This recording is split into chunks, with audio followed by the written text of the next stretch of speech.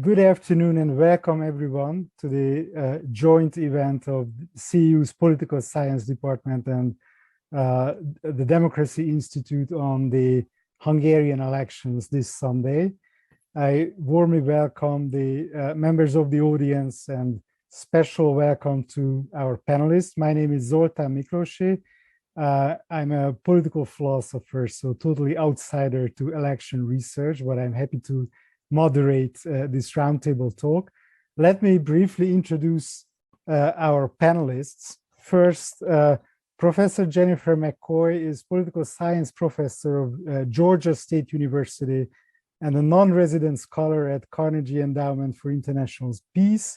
And during this spring, she's a visiting fellow at Central European University's Democracy Institute in Budapest. She's a specialist on democratization and polarization, especially pernicious polarization. And her latest volume is Polarizing Polities, a Global Threat to Democracy, which was published in 2019. Her current research on polarized democracies seeks to determine the causes, consequences, and solutions to polarized societies around the world, including Venezuela, Turkey, Hungary, Greece, Bangladesh, and the United States, and several other countries. And she also does work on election monitoring and election processes at the Carter Center. So I'm very happy to have Professor McCoy on the panel. Next,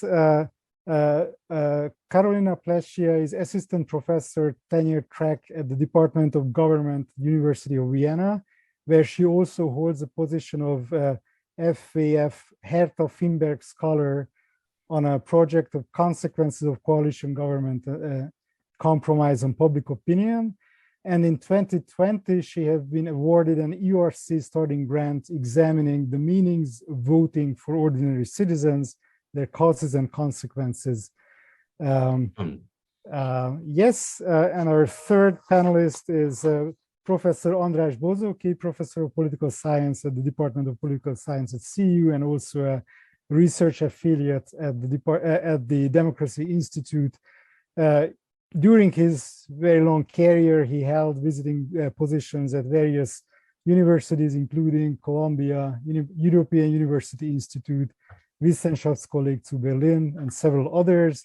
His books in English include Hungary Turns Its Back on Europe in 2020, 25 years after the fall of the Iron Curtain, The State of Integration. His articles in English have appeared in Democratization, Eastern European Politics, Perspectives on Politics, and several other venues. I should also mention in this context that he participated in the National Roundtable talks that laid the foundations of Hungarian democracy in 1989. And he also served as a Minister of Culture briefly in 2005-06. So I very warmly welcome our panelists. And here's how we are going to proceed. Each panelist will have a approximately 5 minutes presentation. Then we will have a few rounds of questions basically from me. And then we will going to open the floor for questions for the audience. So let's start with Professor András Bozóki's presentation, please. Thank you very much, Zoltán. Good afternoon for everyone. When we talk about Hungary as a highly polarized society and highly polarized politics, I should mention that this was not always the case. So in 1989, there was an elite consensus about the peaceful negotiated transition to democracy. But recently, in the last 15 years, Hungary became extremely polarized. And it was also driven by certain agents, who is current agents. One of them is Viktor Orbán, who is the Prime Minister of Hungary and has been there since 2010. So that is one thing, that it is quite unusual and slightly different from other countries in the region. The other thing is that Hungary is not a democracy anymore. So it's important to keep in mind when we talk about predictions, pollings, public opinion polls, party politics, competition, and all these things, that these are very much constrained. There is an uneven playing field. The incumbent party, the Fidesz, dominates the public sphere and controls 80% of the media. Moreover, it is not a competition between parties, but it is a competition between the opposition parties on the one hand, and the party and the state on the other hand, because the state participates in the campaign on the side of the incumbent. So it is a very, very unequal competition.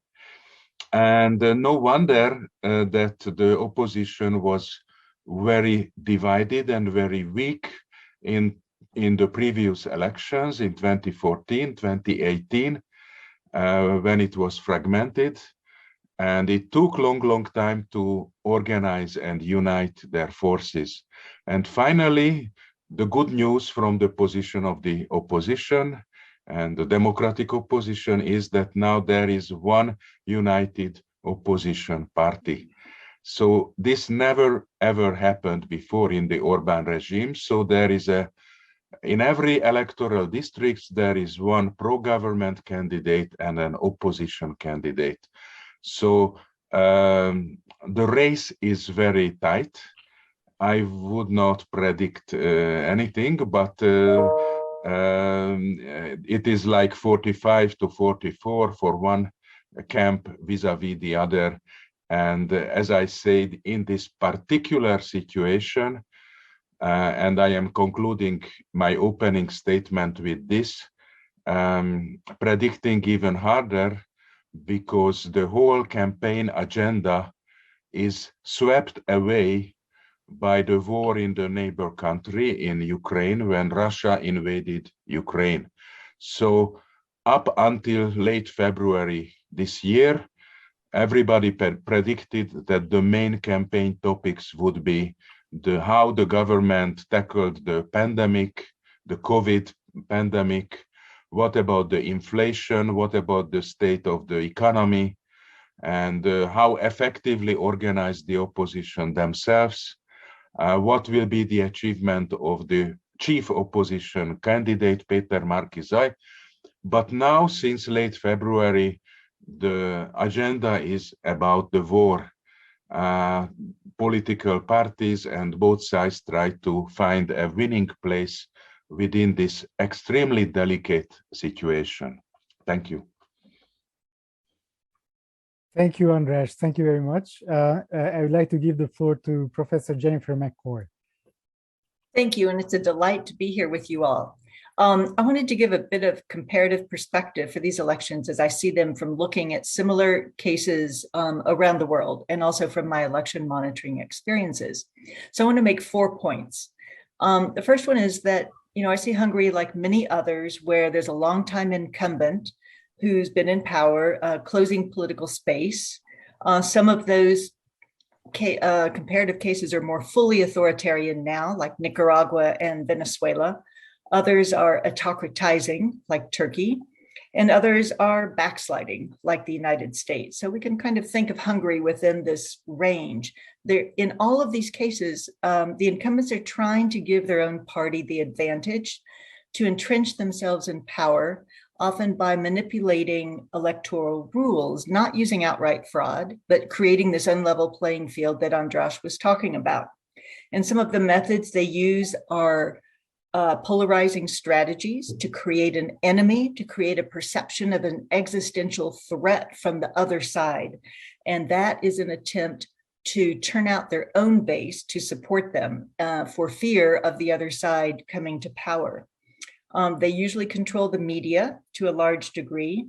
They usually use some form of gerrymandering to create a disproportionate representation, which might be gerrymandering single-member districts or in a PR system using winner compensation or high thresholds for parties. And they often have a very imbalanced campaign finance and media exposure for the parties. So the second point I want to address is, what do the oppositions do in this kind of case? And the first thing we usually recommend is that they do unite. And Professor Bozoki recognized this was the first time they were doing so. Of course, they did start that with the mayoral elections partially in 2019. But it's really hard across such a range of ideological parties, ideological lines. And it's hard to agree in these countries, even on candidates or a primary candidate, much less on a program that can attract voters. And often what they do is they resort to simply campaigning against the incumbent rather than presenting a positive program of what they will do. What is their vision for the country? To attract voters. That's the most difficult thing, particularly if you have disagreement because of ideological differences. So I see Hungary really as doing a great job, the opposition, in uniting in this case and choosing single candidates, not competing with each other for all of the districts. And now I see them also trying to use the war to create a new polarizing axis, which is something that we recommend in my work with Murat Somer from Turkey. So along the lines of war versus peace, of Europe versus Putin as alliances. But of course, Orban is doing well too, using the war and pivoting in his campaign to focus on safety and peace, keeping Hungary out of the war rather than in the war. The third point is that for the opposition's prospects, I would consider it a victory if they simply break the supermajority of the government, since the government's had the supermajority since 2010 for most of that time period. If they simply break that, that's an advance. And it will build also this experience simply of mobilizing voters and getting close to the voters again after being away from them is a very important step. I've seen this in other countries, that it takes a while for opposition parties to do that again. And so that's a really important effort, even if there's not an outright victory this time. It's a step forward. It takes a while. And the last point I want to make quickly is just to mention a few of the more kind of shocking elements of this election campaign relative to my experience monitoring elections in many countries, particularly in Latin America. The first is the control of public media by the government and getting in the opposition candidate for prime minister, getting only 5 minutes of exposure for the entire campaign. That was frankly shocking, and I've never seen anything like that. What I have seen that's very similar in other cases is there's no regulation of the party government advertising and spending using public funds. Professor Bozoki talked about that. The campaign posters I've seen funded by the government about the war, but are really, seem pretty clearly directed toward the election campaign. And then the method for Hungarian citizens abroad to vote, where there's two different methods, I find that surprising. I have not seen this kind of differential treatment before. So I'll stop there and look forward to the conversation. Thank you very much. And let me give the floor to Carolina, please. Thanks a lot. Thanks a lot for the invitation, and good afternoon also for me. As a panelist, I'd like to share with you some fresh data and fresh evidence that we have collected in Hungary over the last couple of weeks. And I'll try to share my screen with you so I can also... can you see my screen? Yes. Yeah. Okay. I'll also put this as a full screen mode. So just as a general overview, we have collected some data in Hungary over the last couple of weeks. The aim is not to predict the winner of the election, as it was mentioned before by my co-panelist. This is a hard job to do. We, however, want to study how ordinary citizens see elections and voting, And in particular, for the presentation, I will focus on data we have collected during the last 2 weeks, which is part of a larger panel, of a larger project, where we re-interviewed people 3 times before the election and also after the election. And our data are were representative in wave 1 according to age, gender, education, and region. However, in wave 2, so the data I'm showing you, we overestimate a little bit highly educated citizens compared to the general population. But basically, what we find first and foremost is that there is interest in the election. There are about 70% of our respondents who want to say that they will for sure participate in the election, so voting. This is actually quite a high level of turnout compared to other countries. For example, if you think about the US, turnout is much lower, even if increased in the last presidential elections. There is also what we find, I can actually show this to you, what we find among those who will surely vote, so that they are sure they will cast the vote, we estimate a little bit of a larger support for United for Hungary. We have about 49% of respondents against 37% who would vote for Fidesz. These are among those who surely vote. Would vote. If you look instead in the undecided, those that are still a little bit undecided whether they would vote or not in the election, we see a much larger support for Fidesz. So altogether, if you look at both those who surely vote and those who are not sure to vote, there is clearly a tie of a difference about 4 or 5 percentage point among the two camps, so the Fidesz and the opposition. We looked at the economy. We asked how satisfied people are with the economic situation of the country compared to 12 months before. And we find a little bit over the majority. So 58% say that the economy is a little or lot worse compared to 12 months ago. And about 40% of respondents in our survey that say that it's difficult or very difficult to get along with the present income. But more than this, what we were interested in seeing is a little bit the distribution of candidate preference for both Orban and Markizoy, and also a general indication of satisfaction with democracy and satisfaction with the government. If you see the distribution of preference, every time in the slide you see a graph on the left, which is for the entire sample of respondents, and the graph on the right will differentiate respondents according to whether they are Fidesz voters, so the prospective voters for Fidesz, and those who instead surely will vote for the United for Hungary. What do you see is that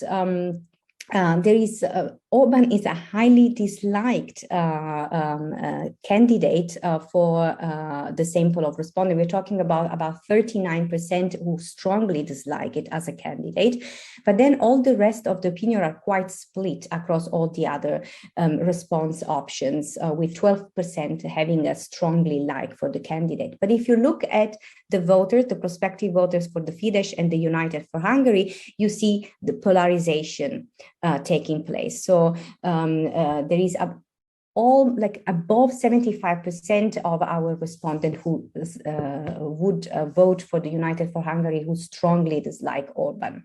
What is interesting to see is the difference with the candidate preferences for Markizoy. Here, at my surprise, I have to say, even if I'm not an Hungarian expert, to my surprise, the like-dislike for the candidate for the entire sample looks quite similar, actually, to that of Orban.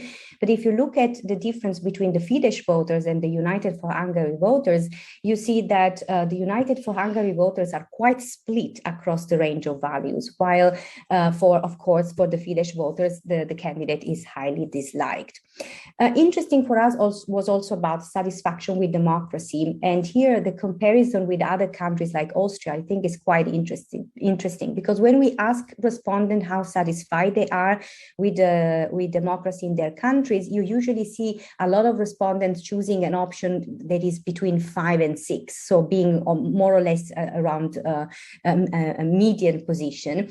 But here there is 26% of our respondents who are not at all satisfied with democracy. But you see a large difference between the Fidesz voters and the United for Hungary voters, where obviously the Fidesz voters are much more, give much more positive answers when it comes to the satisfaction with democracy, and extremely negative views for the United for Hungary voters. Similarly, we asked for satisfaction with government performance, and here perhaps it's even less surprising the polarization between the Fidesz voters and the United for Hungary voters.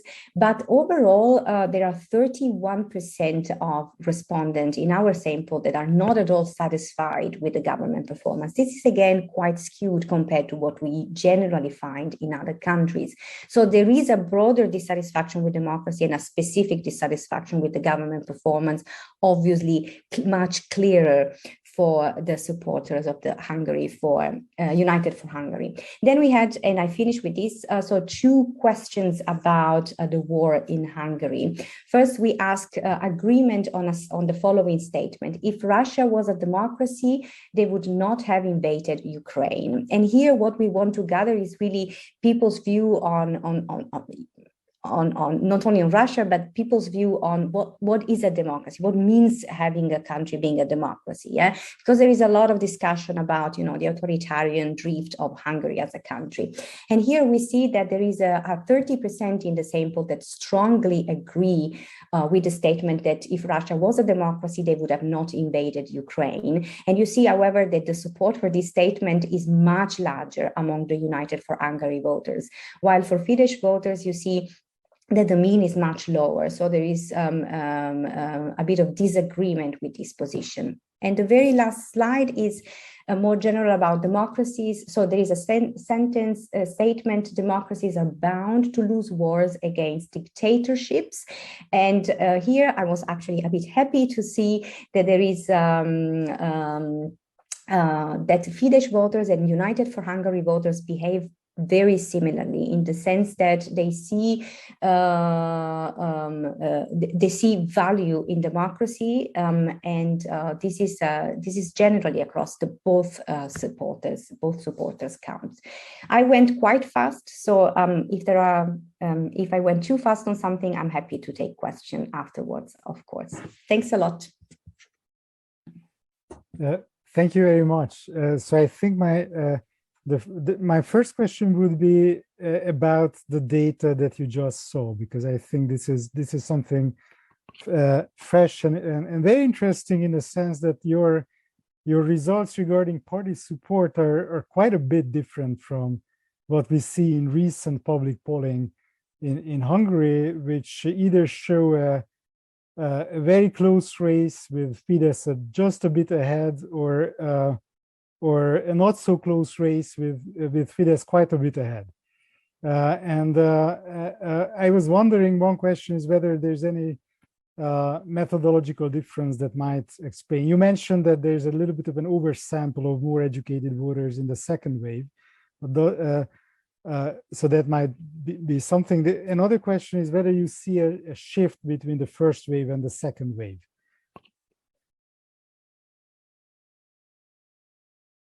I unmute myself.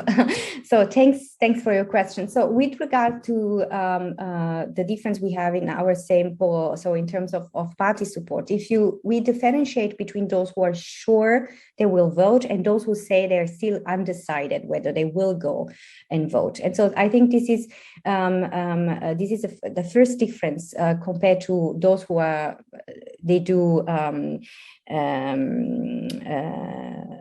they work on polling and trying to election forecasting. Yeah, we're not doing election forecasting. So this is the first difference. If you combine those who are sure they will vote and those who are still a bit unsure how to vote, so you combine the two, you see that the two camps are quite close. Yeah, and this is something we're seeing in other polls as well. So the difference is that the others see just a little bit of an advantage for Fidesz, and we see a little bit of an advantage for United for Hungary. This might be due to a little bit of an overestimation of the highly educated we have in our sample, but it's also true that no one had predicted Brexit. No one had predicted Trump, or many were wrong about that. So maybe. I don't know, so the two camps are really close. So it will be, I'm watching the election very closely and very interested in that. When the camps are so close, even within the margin of error, I think election forecasting becomes really, really difficult. And whether, on your second question, whether we see differences between wave one and wave two, actually not that much. Yeah, I have to say that if you look at candidate preferences and intention to vote and satisfaction with government performance, etc., opinions are quite stable. So it seems that people have made up their mind already if they are pro or against the government long ago. Thank you. I want to step back a little and ask the other panelists if they have anything to ask or say about the data. András, please. Thank you very much. It was a fascinating presentation. Thank you by Professor Plescia. I think that's true that more educated voters support the opposition. And there is an urban-rural divide between the government-opposition division. On the other hand, you are talking about those voters who already decided to participate and already decided to vote for a certain political force. And the Hungarian pollsters cover those who are decided and undecided at the same time. So the interesting is how much the opposition is leading among those who are already decided. That is a surprise. That is a big news, I think. And it is indirectly confirmed by the recent news that I learned in Hungary, that Fidesz is initiating a large mobilization campaign for the last 3 days. So I think Fidesz have some similar results as you have. So they think that they still have to work a lot in order to win the elections because they are lagging behind. So that also shows, if I may interpret this, that maybe, hardcore Fidesz voters, some of them became uncertain in the light of the war. So they were, following Orbán everywhere with his friendship with Putin. But now it is a moral issue. It is not a political issue that when people are killed large scale in Ukraine. So even Fidesz voters can, think about it, whether they should support somebody who is siding with Putin. So I think it has a interesting moral aspect of this voting. And now Fidesz probably will mobilize the undecided in the last days. And my second and last point to your survey is that amazing that Hungary is so divided and so such a polarization exists, as we know, but you could still point out the similarities that most of the voters, be it opposition or pro-government voters, they like democracy. So normatively, they are still on the side of democracy, whether they are pro-Orbán or pro-Markizai. So that gives a bit of hope, actually, that maybe they will find some common ground after this populist era. Thank you. Thank you very much. Jennifer, do you have any I just want to add 2 quick things. One is I do congratulate you, Carolina, on doing this, the difference between the decided voters and those who are not sure yet to vote, because everything I've seen reported in Hungary does combine them, as András said. And so if I add your numbers, if you combine them, then you get 80% for Fidesz and 71% for Markizai. And so that's, more the numbers that we're seeing, kind of Fidesz advantage. But yeah, but singling out those who are sure to vote is really important in being able to predict. And the other thing that I was struck by in your slides is really the strong negative partisanship, which we're seeing in polarized countries. People are voting more against the other candidate than they are for their own candidate. And that's especially true on the opposition side from the slides. that you saw. So that's a challenge for the opposition, but if they can keep drumming up the anti-government vote, they'll do okay. And the same, the government is definitely focusing on anti-opposition vote. So they're focusing on that negative partisanship. So actually, that reminds me of a question that came to my mind when looking at the data, that what you said about finding a new polarizing axis could be an important aspect of a successful opposition coordination strategy. And maybe what we are seeing, I mean, just pure speculation in the different levels of commitment to voting, has to do something with a new polarizing axis appearing in the last weeks of the campaign, which introduces a new dimension, a new element. I mean, just maybe just making this up, but it would be consistent with the data, I think, that Carolina presented. Okay, let me raise another question. This I address to András. So I was wondering, what is your impression of the ground game, as they say, the field work? So many people suggest that 2022 is different, not just in that opposition coordinated, but they appear to be doing a lot more field work, groundwork, than in 2018, 2014. Do you see that confirmed? Do you think that's something real? Yes, thank you very much. I think there is a fundamental change to previous elections and party political behavior. And it has a history. So between 2002 and 2010, there was a sort of cartel democracy in Hungary. When the socialist liberal coalition was in power, Fidesz is in opposition, but they always made some deal. So there was always some agreement behind closed doors. So the democracy deconsolidated after 2006, but also it was quite corrupt. So when Fidesz came to power, the new opposition parties believed that maybe they can just go on the same way, that Fidesz would be as tolerant to them as they were to Fidesz when Fidesz was in the opposition. But it turned out to be a failed calculation. Fidesz wanted 100% victory and not a 730 agreement. So those expectations were not realized, but those expectations already reflect on the corruption of the opposition of the time. So one could see some new parties with different people, like LMP in 2010 or Momentum in 2017-18.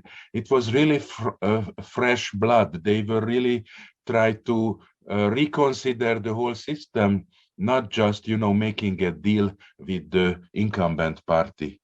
And there is actually a divide within the opposition. The old opposition is sort of unprepared to fight. And the new opposition is absolutely ready to do that. And by this year, I think, in order to make a deal, these opposition parties had to sort of purge themselves. And those people who were most affected in corruption cases, those were cleared out from these parties. I would not say that they are totally clean now, but I think they are committed and they have the same goal. And of course, it is very difficult. I mean, Professor McCoy mentioned that there is a lack of positive program. Well, there is a positive program, but nobody is interested that much because the question is not really about policies, but about moral issues, a chance of a new beginning, and these big issues like war and peace, Putin versus Europe. those who vote for Orbán vote for Putin. This is the slogan of the opposition. And those who vote for Orbán, those vote for safety. That's the message of the Orbán party. So I think it is a very simple, very big issues are presented, and there is no room for nuances and sophisticated policy arguments and visions.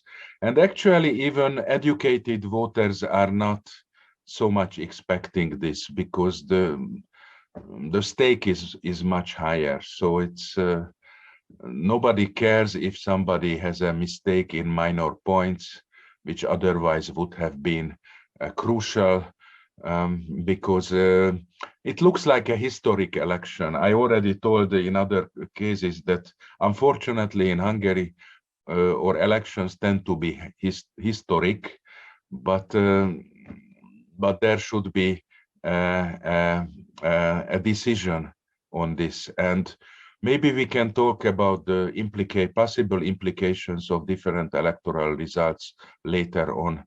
But I think the opposition is able to mobilize because the voters are ready to follow the opposition parties. They were not ready to do this. And now they are going out to little villages, into polling stations, to vote counting committees. So there is a civil society, not just the opposition parties, which reminds me a little bit to the 1998 Slovakian election, when opposition parties and different NGOs and groups of civil society worked together, shoulder to shoulder, to get rid of Vladimir Mečiar, the authoritarian illiberal leader of the time. And that was successful. So if there is a minority, then it is possible to mobilize society, and the opposition is clearly on this way. Thank you. Thank you. I would like to return for one more question to the issue of polarization and repolarization. Professor Mekker mentioned that you recommend to coordinating opposition parties to find a new polarizing axis. And I was wondering whether there are any cases where an authoritarian or autocratizing regime can be defeated with depolarization rather than repolarization, whether there are any successful examples of that. Yeah, I think there are two basic strategies. One is repolarizing around a new axis, which, just to clarify that, we mean an axis around values and ideas, not around persons or demonizing and insulting, discrediting your opponent. So it's really values and ideas. But depolarizing as well is trying to unite, to say we're all united, we're united Hungarians, I'm going to govern for everyone. So two examples might be the candidate, the mayor of Istanbul in Turkey, and his party's campaign on radical love was really, a depolarizing. Let's reach out to Erdogan supporters, give them a hug, kind of thing. And the other way I would contrast it would be in the United States in the last campaign. I saw the left, Bernie Sanders, Elizabeth Warren, trying to repolarize around really social justice and anti-corruption, and around ideas, and to try to make a new axis there. Whereas Biden was much more of depolarizing. Let's move to the center. Let's bring everybody back to stability. I will govern for everyone, make everybody kind of return to normal idea. So that one won. And I would give that as an example too. All right. Any lessons that can be generalized from that? One or the other? Yeah. Sure. Yeah. The Istanbul case is very interesting, and that was also copied by Gergely Karácsony, the mayor of Budapest, and that was the way he managed to win in 2019, when there was the mayoral race in Budapest. And of course, Joe Biden campaign is telling that he was really a centrist a depolarizer, a uniter. But the United States is a democracy, so the setting is different. And I think that's why Zoltán's question is very relevant. How can we depolarize nationwide in a non-democratic political setting? And maybe, and you are right, that maybe there should be a new axis of polarization. And I was just wondering that whether the speech of Zelensky, the Ukrainian president, addressing Orbán, was just another new pole, creating a new pole, or it has a depolarizing effect. Of course, it impacts only the educated voters, because hundreds of thousands has no idea who Zelensky is. But I think the Zelensky speech had probably an impact among Fidesz voters, a sort of depolarizing direction. You know, one thing that we usually say or theorize is that an external threat should be depolarizing because it should unite people around a new common enemy. So in this case, war, potential for the spillover of war or even invasion from Russia, or Putin as an enemy could be a uniting theme. And I think Zelensky was trying to build that up in the eyes of Hungarians. Of course, Orban is turning that around to say, we need to stay out. And then, as I understand it, I don't understand Hungarian, so I can't watch state media. I am told that on the public media here in Budapest, that in Hungary, that messages kind of more pro-Putin or Putin talking points are coming across, kind of justifying the war. And so that's polarizing around the war rather than, depolarizing against Russia as an invader. So an external threat can be depolarizing, but not if it becomes politicized within the country. And again, that happened with the pandemic in many countries. It certainly happened in the United States. It should have been a depolarizing and uniting external threat, yet it became polarized around the vaccines and masks and all the controversies and who was to blame for it. So that's the problem. When we're already very polarized, even these external threats can become politicized rather than a uniter. Thank you. I have one last kind of general question before I'm ready to go to the audience for questions. And this is this, and I think this is relevant from the point of view of the data that you have seen, that in 2018, the last parliamentary elections, if you look only at the votes for the currently united 6 opposition parties and Fidesz domestically, so those votes that were cast in Hungary, they were basically tied with the opposition, slightly 2 percentage points above Fidesz.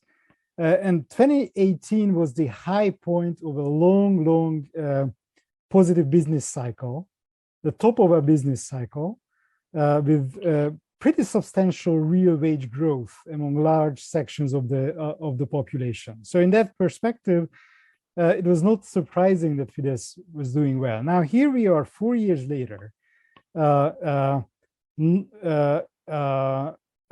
Unemployment is higher. Obviously, we are past 2 years of pandemic, which comparative standards, the Hungarian government really handled really badly. Of course, many Hungarian voters don't know about that. We have inflation that has not seen in 15 years in Hungary.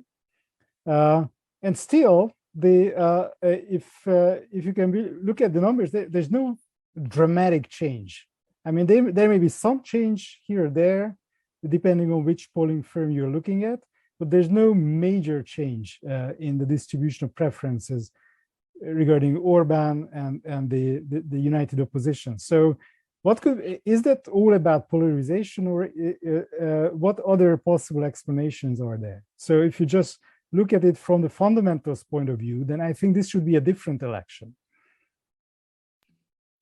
I mean, I can jump in on this first and then let the others answer. I think from a theoretical perspective, so there is a political science theory that would explain this really well. It's about blaming attribution. And so it's shifting the blame somewhere else, you know, even as a process myself. If I'm an Orban supporter, I just blame someone else for the problems, you know. So I can also agree with an opposition supporter that we are doing badly on the economy, that we're doing badly with COVID, we're doing badly on inflation, for example, but I just attribute the responsibility somewhere else, you know. And this is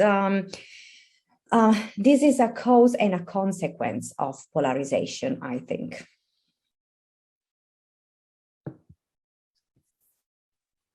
Thank you. András? Yes, I think that's a relevant point. So one cannot disregard the state of the economy. And if we go back to 2014, why Fidesz was able to win, there were some economic explanations, you know, the public work for the poorest people, because the honorarium or the payment for public work was still higher than the aid. So that benefited the poorest countryside people. And also the introduction of the flat tax for the rich. The rich people benefited, and not just the rich, the top 15-20% of the Hungarian society, and also the public utility cuts, the so-called rezsicsökkentés in Hungarian. I think it's public utility cut. So that contributed significantly to the victory of Fidesz. Besides all talk about the 1,000 years of Hungary and the new beginning, new fundamental law, etc., etc. So it worked already at the time of a positive outlook of the economy. In 2018, Orbán didn't have to do anything because the economy was in a splendid shape, not only in Hungary, but all over in Europe. So there was a conjuncture. And now we are facing an economic decline. And I think even ordinary Hungarians know that whoever wins the election, there will be hard economic times. You know, you cannot keep the petrol prices down forever. You cannot keep the public utility cuts down. So people expect the rising prices. So what Orbán did was distributing money, a lot of money, to the pensioners. You know, they got an extra month pension in February, just 1.5 months before the election. A lot of families got back the tax, the personal tax that they paid, and a lot of other in the state administration, in the cultural sphere, in the museums, in the hospitals, there was a wage rise. So it seems to me that Orbán is aware of the danger, but he wants to survive this very delicate period, these weeks, these days, until April 3. And if he wins, then it's like the tsunami can come after April 3, because he managed to win despite the negative spiral. So I think he is fighting against this. He is aware of that, and that might not help the opposition, because voters don't believe that the opposition would be more competent in crisis management because of the different policies. They think that, well, we don't like Orbán, as the surveys show, but at least we learned how to live together with him. He is an experienced leader. And this is his message, you know, I am here, maybe you don't like me, but I am experienced. Those guys, the opposition, they are newcomers, amateurs, they don't know how to govern. So finally, that is his message on this. Yeah, I think that's crucial. The devil you know versus the devil you don't is always really important, particularly in times of anxiety like this with the war. But I'm really intrigued by the Hungarian economy because I understood it was in trouble and that wages are low and that relative to other countries in the neighborhood, it's not doing that well.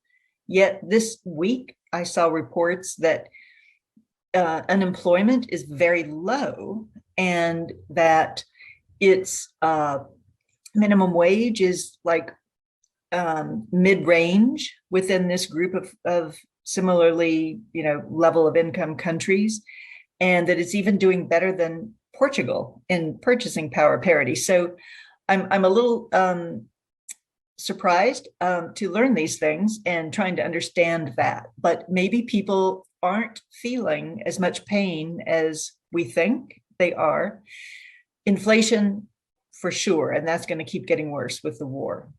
And maybe they do know. That'll be an interesting thing, both for Carolina's work to see with public opinion. I hope there'll be polling afterwards too, but are the expectations among the voters, do they understand where to put that blame? It's not just what their leaders say, who to blame for that, but do they actually understand there are supply chain problems around the world?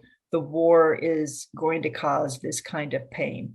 And then the second question of that, though, is in Hungary, is the message getting across like it is in the rest of Europe that we know we'll have to sacrifice in order to support Ukraine in this war? And we know we'll have to sacrifice some because of our gas dependence, that maybe has been a mistake of past governments to build this gas dependence. And they're willing to do it. And I don't know within Hungary, how strong that opinion is. So those are other questions to ask. I think we know the answer to that last question, because Hungarians get the opposite message from the government, but even to an extent from the opposition. So you don't hear that we have to make sacrifices in order to help Ukraine. It's exactly the opposite, that our primary concern is to keep energy prices low.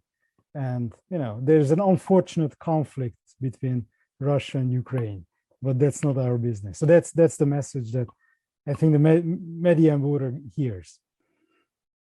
All right, thank you so much for this discussion. I'm happy to turn to the audience for questions, and I ask members of the audience to submit questions in writing in the designated Q&A line at the bottom of the panel that you see. Actually, I already see two questions, so let me go first. So there's a question about how will the changes in the EU financing scheme, meaning that the EU may in the future give grants directly to cities and not to the national government, impact Orban's options for maneuvering? I take it this is a question that assumes that Orban wins re-election, and what will be his room for maneuver after the election. This is not something that we have discussed. That of course there's a strategic game between Hungary and the EU about EU funds that are being kept back, and actually this is part of one of the campaign messages of the opposition, that we have to vote for us in order to get that EU money, because Orbán will not get any EU funds anymore because of his rule of law and corruption problems. Any views, any thoughts on that question?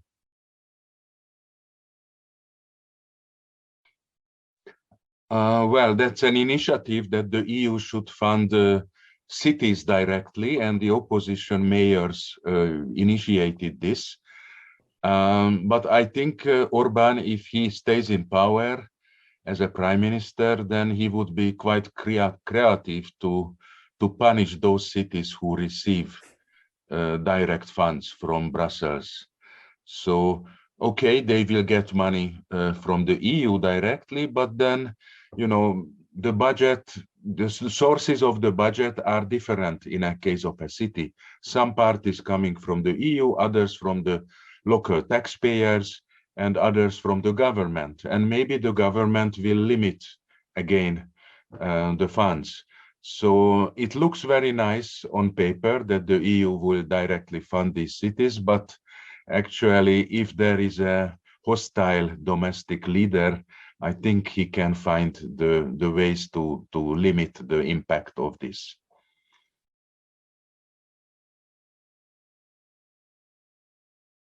Thank you. Let me go to the next question. From Matilda Göteborgs-Posten, Professor Jennifer McCoy briefly mentioned two different voting methods for Hungarians abroad. Could any of us elaborate a bit more about these voting methods? Who wants to go on that? I can explain what I have learned. If I get anything wrong, András, correct me, but what I have learned is that some years ago, Hungary did give the right to Hungarian speaking or ethnic Hungarians living in neighboring countries, gave them citizenship and the right to vote. And of course, Hungarian citizens who live in Hungary but are now abroad also have the right to vote. So there are many Hungarians or ethnic Hungarian, related people abroad who can vote. However, there are two methods to do that. Those who are ethnic Hungarians who were given citizenship, even though they live in Romania, Ukraine, etc., if they don't have a registered address here, that is, they're not living here and just abroad for some time, get to vote by mail.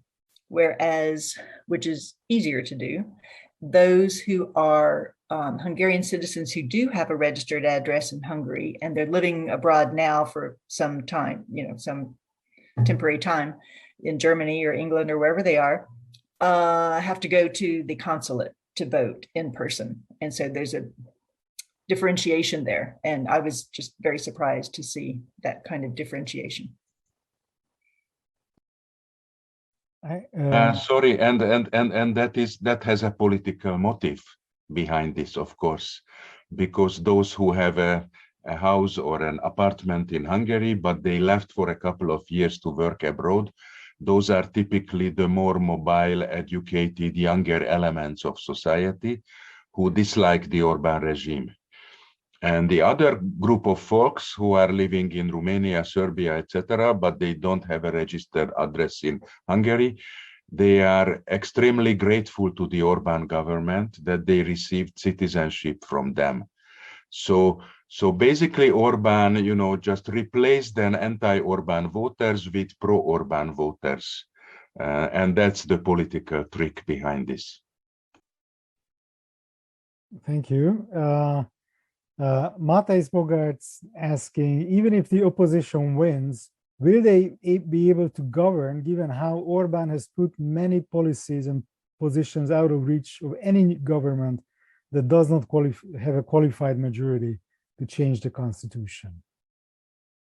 This has been one of the major debates during the opposition primaries ever since. What's the best strategy about that? Any thoughts? Well, that's a billion-dollar question. The best minds of Hungary are trying to figure out how to do this. But this is not just a legal question per se. It is also a political question. So one can have different answers to this. One is that Hungary is a member of the European Union, and there are some obligations coming from this fact. And that refers, it has a power like 2/3 majority rules. So it is not that a simple majority faces a 2/3 majority in this case, but if you employ directly the European law, then it also promoted by 2/3 majority originally. So there will be a collision.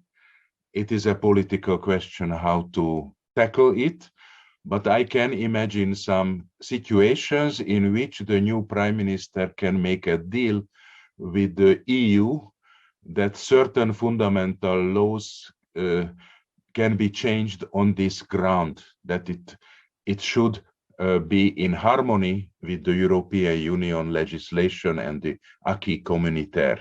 I think that is legitimate. Professor Kim Lane-Schepele from Princeton was arguing that way, and I like her argument very much in that respect. The other argument is that we we cannot just change the two-thirds majority laws, because if the opposition doesn't have a qualified majority, because it is a bad precedent for the future, and next time Orban or somebody else can do it, and that would distract the rule of law in a longer term. But even if in that case, you know, it is something that we cannot foresee, because it depends on the behavior of the Hungarians. So what happens with a post-Orban Fidesz member or post-Orban Fidesz camp? Are they going to blindly follow Orban when Orban loses power? Or would they be ready to change their mind and vote for the new government to re-establish the governability of the country? So these questions can be answered after the elections. There is some chance that people behave according to their pragmatic interests, and they will not resisting against the new government forever, like the Japanese soldiers in certain faraway islands after the Second World War. So Orban camp people threaten with a civil war if the opposition wants to change the legal system. So there is much talk about violence and real violent polarization on the streets, but I don't think it is so evident. So people have historical experience in accommodating themselves to new conditions. So I am not that pessimistic on this. Thank you.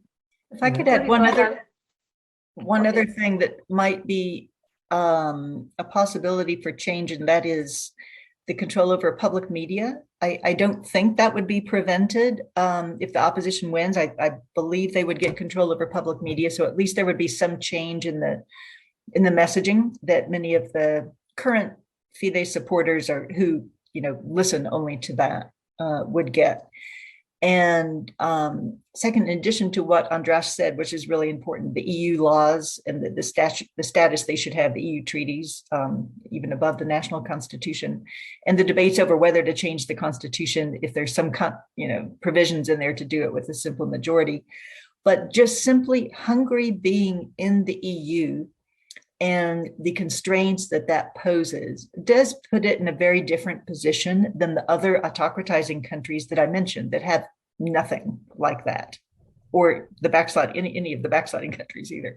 And so that does, not only with the subsidies, which are extremely important for Hungary, and I was surprised to see the amount of subsidies that just a report that I saw that it's between 3 and 6% of the entire GDP annually varies, the amount of EU subsidies. So it's extremely important. And so depending on who wins and the amount of transparency and how much will the EU has, there's a very important constraint there. Thank you. Let me jump around a little in the questions. There's a question about Sorry, Zoltán, can you hear us? Yep. Yes. So besides the huge online audience, we are also following the roundtable from CU Vienna, from campus. And there are a few questions in the room too, if we can jump in. Mátyás. Oh, thank you so much. And András, you have mentioned that there is a $1 billion question here, and I feel that there are multiple, and I would like to ask another one of them. And that is, what is your view on this debate about speaking to Fidesz voters? Péter Márki-Zay won the primary elections with the promise that he would be somebody who could speak to the more undecided Fidesz voters, and I'm very curious if you think that he has managed to do so more than another not as conservative candidate. Because and the reason I'm asking this is because we have treated it as a given for over a decade that it is the more educated, the more affluent classes that tend to vote opposition, and those who are, of course, the most negatively affected by many of Orbán's policies happen to be his biggest supporters, those living in smaller localities and those who are less affluent. So do you think that Péter Márki-Zay's messaging was targeting those Fidesz voters, or do you think that he was perhaps thinking of a voter profile when he was thinking of less committed Fidesz voters that doesn't really exist? So yeah, really, maybe this is two questions. Does this Fidesz voter who is moderately conservative and is in favor of the idea of the civic Hungary, does this voter profile exist? And if it does, then has Péter Márki-Zay managed to speak to them more than another candidate could have? Thank you so much in advance, and thank you for your contribution so far. It has been fascinating. And the question goes to anyone. Shall I answer now, Zoltán? Márki-Zay has no party behind him, so it's very interesting that he was winning the by-election or the preliminary election, the primary, because everybody else had a party behind him or her. Klára Dobrev, Gergely Karácsony, Péter Jakab, and others. But the voters were rebelling. They rebelled and they wanted to vote for somebody who doesn't have a party. That indicates that they do not have a full confidence to the opposition parties as well. So Márki-Zay obviously have a voter profile in his mind. He believes that he can make a door-to-door campaign. He was in the US at the time of the Obama campaign when he saw how Obama could collect money from the Facebook, small money in the internet. So this is what he is doing. And also he is visiting all little villages and small towns in the country wherever he can go. So he is working extremely hard. But obviously he is an interesting character. He is like an American Republican, as a moderate American Republican. So he is somewhat Western, but also deeply Christian, going to church. He has 7 children, and he is obviously much more represents Christianity than the so-called Christian government of Orbán, who is using Christianity for political purposes only. So Márki-Zay is presenting himself as a moderate right-wing person who is now the leader of the whole opposition. And he is telling to Fidesz people that, look, I was voting for Fidesz in 2010 myself. So you could make a mistake. It doesn't matter. You can change your mind. It will be okay. And he is also talking about the first Orbán government in very positive terms, the Orbán government between 1998 and 2002.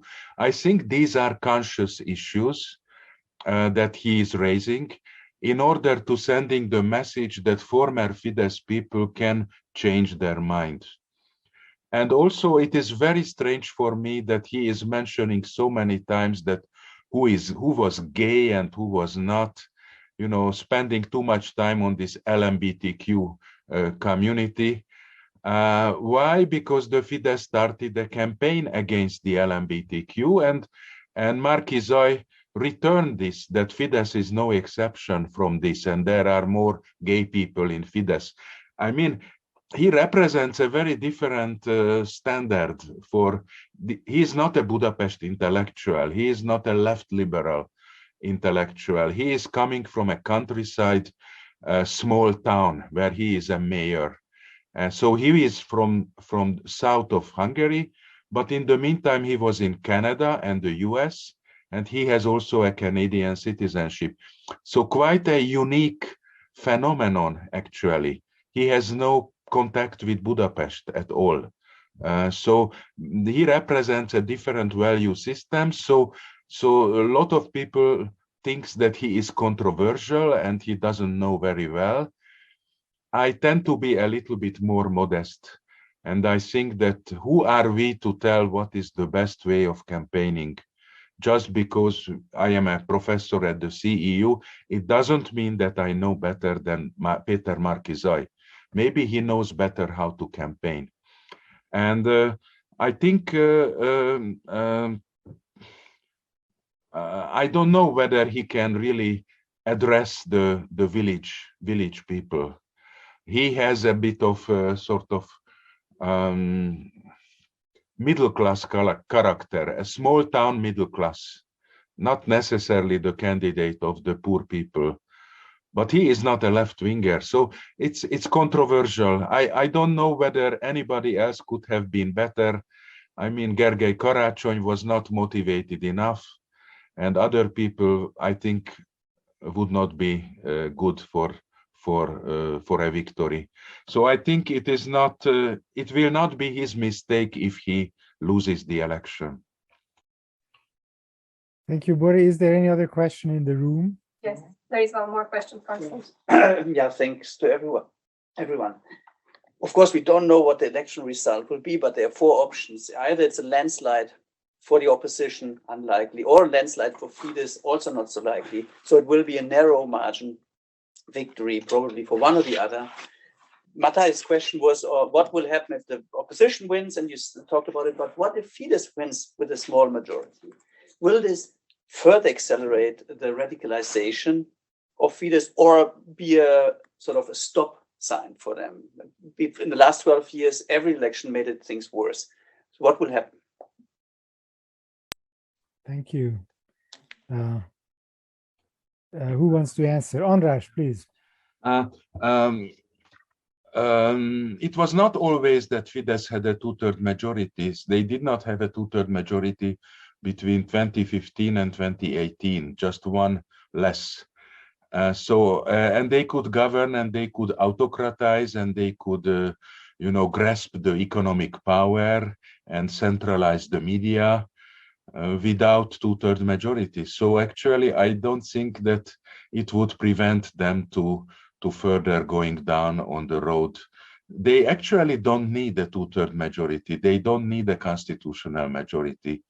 They already got what they wanted to get, so they can just go on the way the same tempo, I think. Thank you. Let me bring in a question from the Q&A. This is responding to a relatively new development that Orban facing increasing isolation, not just in the broader EU, but also in the so-called Visegrad 4 countries. Just yesterday's development that both the Polish and the Czech defense ministers declined to come to Budapest as part of a Visegrad 4 meeting, and in the end, the meeting had to be cancelled. So the isolation seems to be real, and it's a reflection of Orban's Putin-friendly line. So will this resonate with voters? That's the question, which is on many people's mind, I think.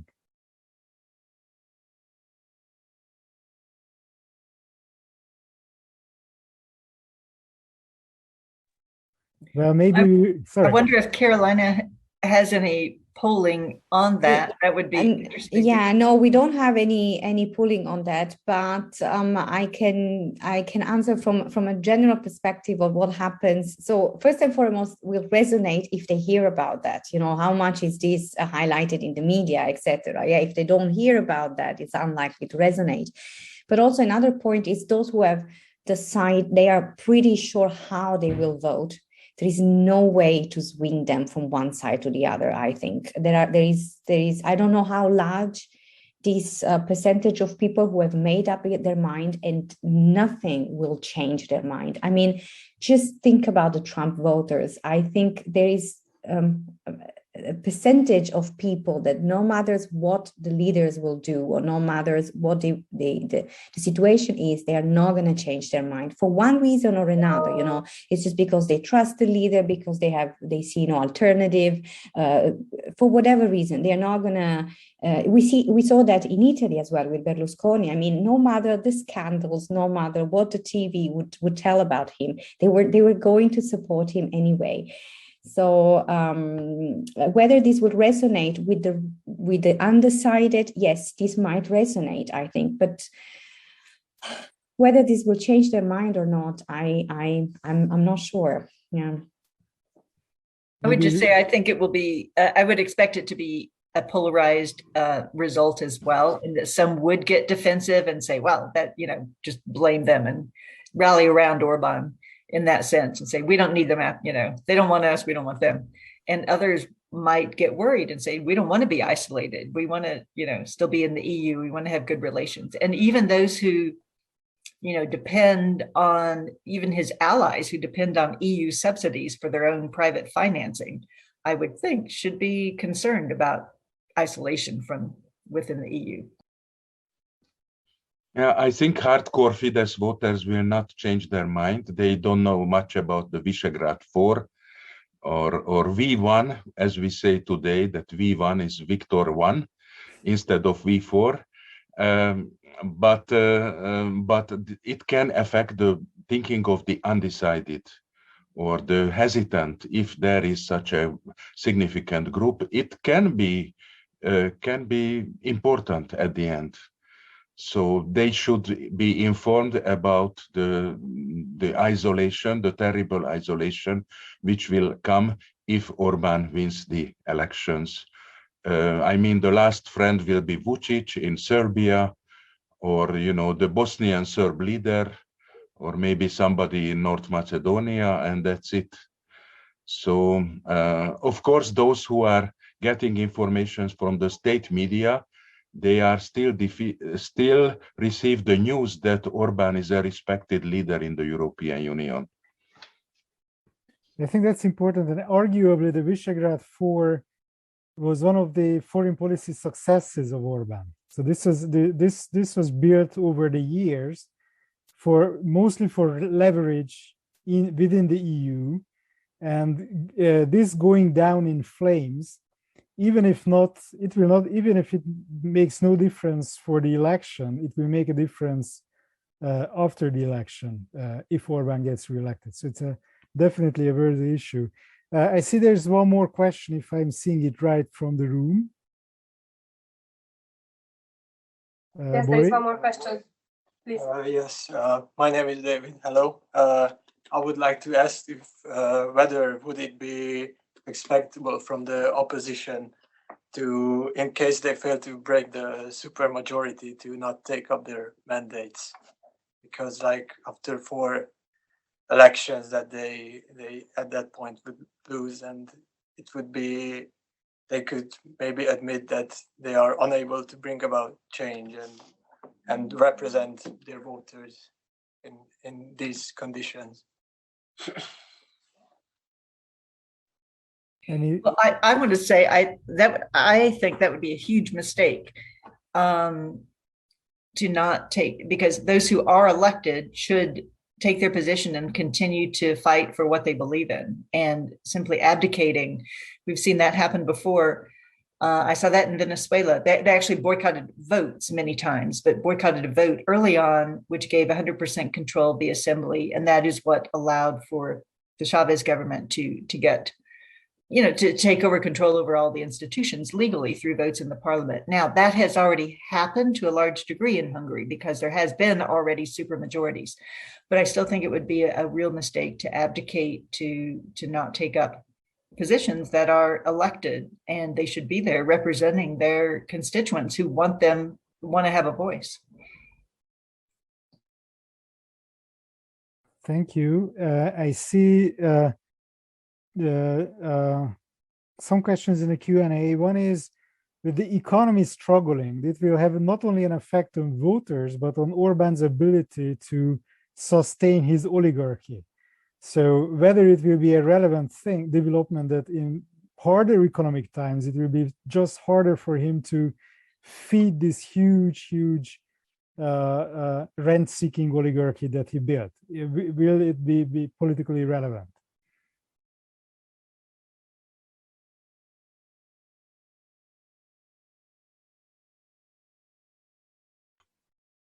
Well, it could be, but they are, very well-to-do people by now. So they can survive even without Orban, I think. They can live for Marbella or other parts of Spain or France or the United Kingdom. Whether they would be faithful to Orban is another issue.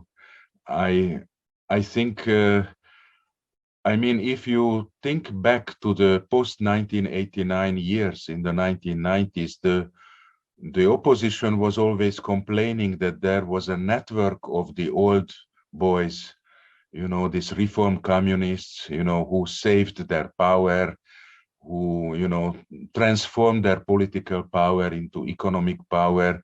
So certainly there is a sociological network which will survive.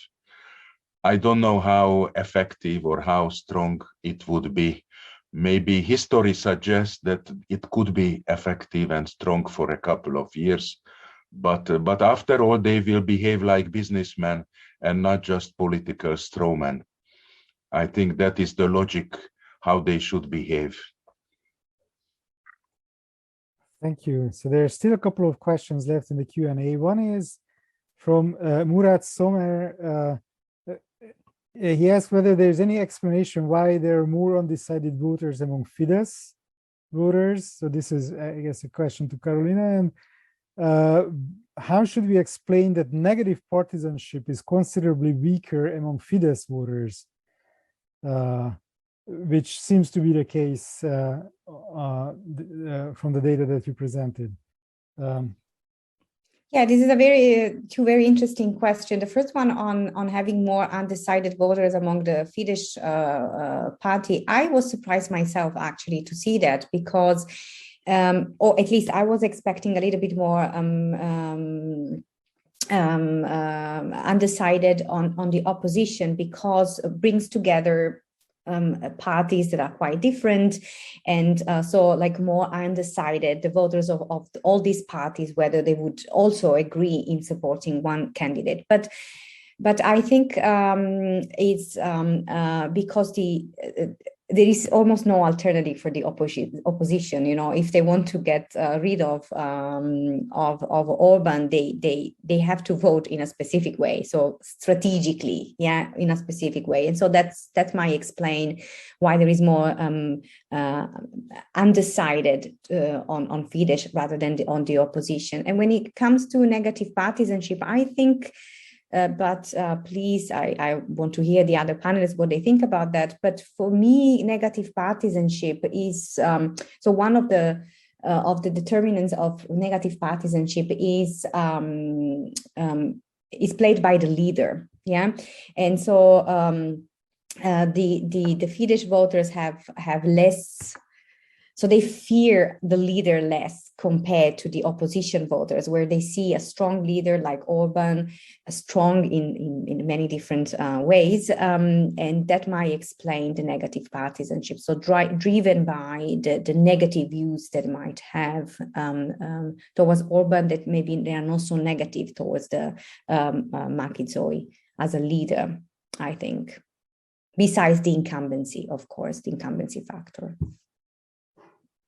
Yeah, what I would see on that is that the opposition supporters are simply against Orban. They're not for Márki-Zay. They're uncertain about him. They don't know him. You know, it's just a much weaker support for him. And so it looks like a greater negative partisanship simply being the difference. How much more, at least the way I define it, how much more do I dislike the other guy than I like my candidate? And that distance is greater for the opposition, just based on the polling that I saw that you flashed by the screen. And Fidesz people like Orban and they dislike the other guys, but because they like Orban more, as well, they like Orban, it's still negative. They still dislike the others more than they like. So it's still negative, but not as big. It seems a kind of simple explanation to me, but maybe there's more to it. Thank you. I think we have time maybe for one more question. from Max Steyer asking about the salience of proposals on the need for constitutional changes, judicial reform in the electoral campaign, whether these issues were salient. Do the opposition's plans in these respects resonate with the voters? And what role do they play in the campaign? Yeah, if I may just jump in saying that they played a huge role in the opposition primary campaign. But I leave it to the panelists to say what role it played in the general election campaign. I think it is not salient anymore. I mean, it was a hot issue half year ago, but now the war in Ukraine just swept this away.